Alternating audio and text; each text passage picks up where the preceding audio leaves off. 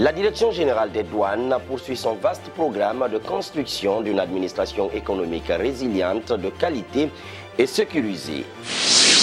Et puis, mise en place d'une stratégie nationale de lutte contre le blanchiment de capitaux et le financement du terrorisme en Guinée. Mesdames et messieurs, merci de nous retrouver dans votre hebdomadaire Gouv JT. Le Premier ministre, chef du gouvernement, Mamadi Youla, a officiellement lancé la deuxième édition de la Semaine nationale de la citoyenneté et de la paix Sénacip ce mercredi, placée sous le thème « Le citoyen dans la construction d'une nation ». Cette nouvelle édition devrait permettre au gouvernement Youla de confirmer la nécessité pour les Guinéens de s'unir et d'œuvrer en faveur de la consolidation de la paix et de la démocratie. Ramatoulaye Traoré. Un peuple, une volonté, une nation, c'est sous cette thématique que la deuxième édition de la Semaine nationale de la citoyenneté et de la paix a été lancée. Pour le ministre de l'Unité nationale de la citoyenneté, la nation est un désir d'avenir commun autour des valeurs et d'attachement démocratique partagés. Construire une nation, c'est assumer notre mémoire historique dans sa partie joyeuse et douloureuse et d'en tirer des leçons pour l'avenir. Conscient de la portée de cet événement, le Premier ministre a réaffirmé l'engagement de son gouvernement à construire une nation guinéenne forte et prospère. Nous pouvons construire un futur commun. Pour le construire, nous devons travailler ensemble pour consolider notre démocratie. Mettre notre chère patrie sur la trajectoire devant lui permettre de se hisser au rang des pays émergents. Durant une semaine sur l'ensemble du territoire national, plusieurs activités sont prévues, notamment la sensibilisation sur le civisme, le respect des lois et la promotion de la paix. La deuxième édition du Forum international sur les finances publiques se tiendra à Conakry à partir du 9 novembre prochain. Le thème retenu cette année, efficacité des politiques publiques et transparence budgétaire.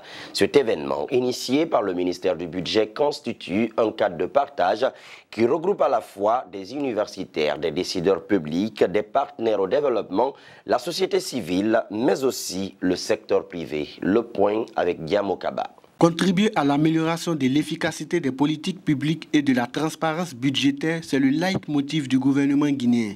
D'où toute l'importance de cette rencontre qui vise à explorer les stratégies, les programmes et les actions prioritaires permettant au gouvernement de répondre aux demandes pressantes des populations.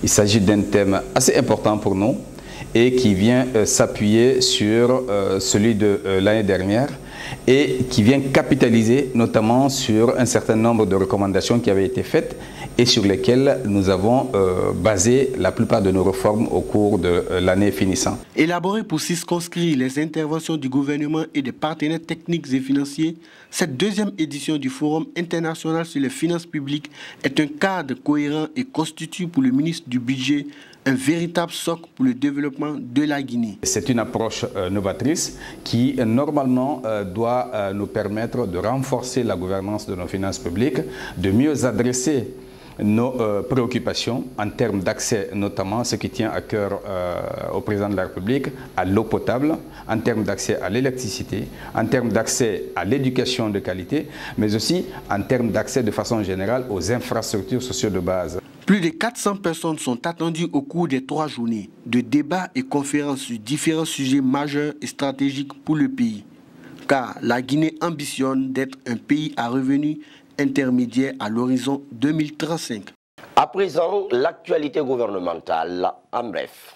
Le ministère de l'Économie et des Finances, en partenariat avec le groupe intergouvernemental d'action contre le blanchiment d'argent en Afrique de l'Ouest, JIABA, a lancé cette semaine l'atelier d'élaboration d'une stratégie nationale de lutte contre le blanchiment des capitaux et le financement du terrorisme en Guinée. Cette rencontre de Conakry a permis de procéder à l'évaluation nationale des risques et de se pencher sur l'élaboration d'une stratégie nationale de lutte, mais également de répertorier l'ensemble des vulnérabilités et d'analyser toutes les menaces inhérentes à l'environnement du pays afin de préconiser des actions préventives et répressives à mettre en œuvre à court, moyen et long terme. La Direction générale des douanes, sous la conduite du ministre du Budget, poursuit son vaste programme de construction d'une administration économique résiliente, procurant des services publics de qualité et en toute sécurité pour les opérateurs économiques. Avec le soutien financier de l'Union européenne à travers le programme d'appui aux réformes des finances publiques, elle vient de boucler une formation à l'intention des chefs de brigade. Lors de cette cérémonie, le ministre Doumbouya a témoigné de l'engagement du gouvernement à œuvrer pour la qualification des finances publiques d'une part et de l'autre de la volonté de son cabinet de doter les régies financières de l'État de cadres compétents et efficaces. Une centaine d'agents du ministère des Travaux publics viennent d'être formés en technique de protection du patrimoine routier national, conformément à la loi 2016-074 AN du 30 décembre 2016. Déployés sur le terrain, ces agents auront la lourde tâche de faire respecter les règles relatives à la protection du patrimoine routier national, constitué par l'ensemble des infrastructures routières urbaines, interurbaines et rurales dont la construction, l'installation et l'entretien sont assurés par le ministère en charge des routes.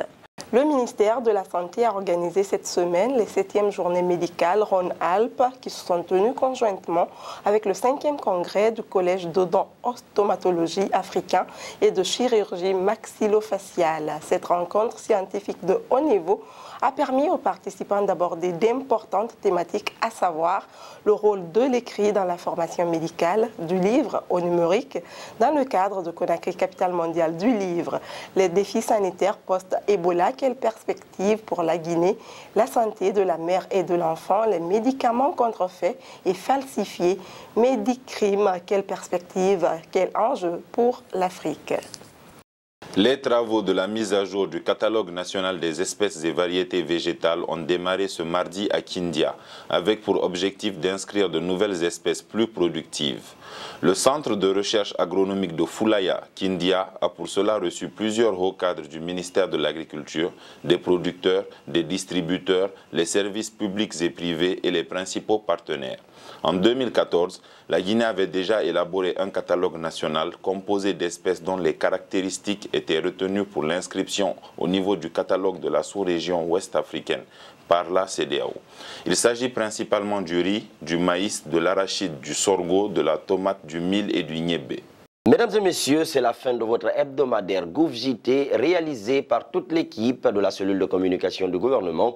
Je vous souhaite de passer un bon week-end et à la semaine prochaine pour un nouveau tour d'horizon de l'actualité gouvernementale.